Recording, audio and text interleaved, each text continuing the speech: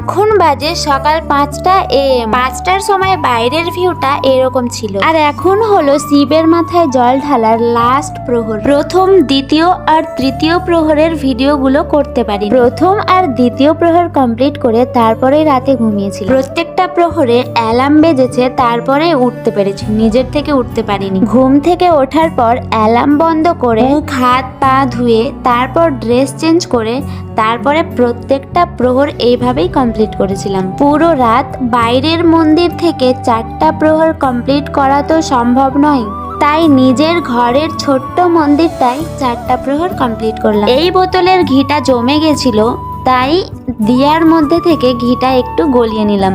আর এদিকে বর অফিসে যাবে বলে আমি রান্নাও বসিয়ে দিয়েছি। একসাথে ভাত, রুটি, সবজি সব কিছুই করে নিলাম, কারণ আজ মনে হচ্ছে শরীরকে একটু রেস্ট দেওয়া প্রয়োজন। একাদশী করার পরপরেই শিবরাত্রিটা পড়ে গিয়েছিল, তাই মনে হচ্ছে একটু টাফ হয়েছে। আমার বরের একটু বেশি কঠিন লেগেছে উপোসটা করতে। আর এদিকে কাজ বাজ আর স্নান কমপ্লিট করে ঘরের পুজোটাও সেরে নিচ্ছি, কারণ যেতে হবে মন্দিরে। আর এই মহাদেবের প্রসাদটা দেখে আমার ভীষণ হাসি পাচ্ছিল। এদিকে আমার বান্ধবী বারবার ফোন করে বলছিল কখন মন্দিরে যাবে, তাই আমি আর আলমারি থেকে বড় প্লেট বার করিনি, ছোট্ট প্লেটেই মহাদেবকে প্রসাদটা দিয়ে দিয়েছিলাম। তারপর আমরা মন্দিরে চলে এলাম। এখানে আমি সকালে যে রুটিটা করেছিলাম সেটা ছিল গৌমাতার জন্য।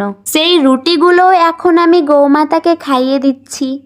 আমরা প্রত্যেকেই মায়ের দুধ খেয়ে বড় হয়েছি, আর যেই সব সন্তানদের জন্ম হওয়ার পরে মা মারা যায়, তারা গৌমাতার দুধ খেয়ে বড় হয়। এমনকি আমরা এত বড় হয়ে যাওয়ার পরেও প্রতিদিন গৌমাতার দুধ খেতে পাচ্ছি। তাই আমাদের সবাইকে গৌমাতার সেবা করা উচিত।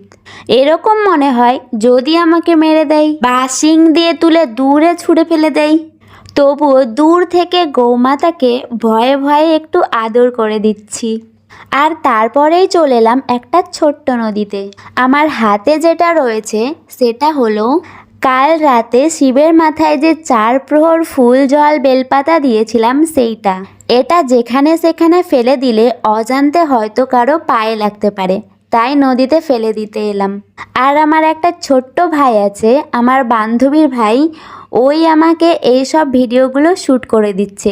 আর আমার ভাইটা খুব ভালো, ও অনেক ছোট হওয়ার পরেও একাদশীর ব্রতও করে, আবার মহাশিবরাত্রির ব্রতটাও করেছিল। আমি আগে কখনো দেখিনি এত ছোট ছেলে এইরকম উপোস করতে পারে। তো আজ এখানেই শেষ করছি।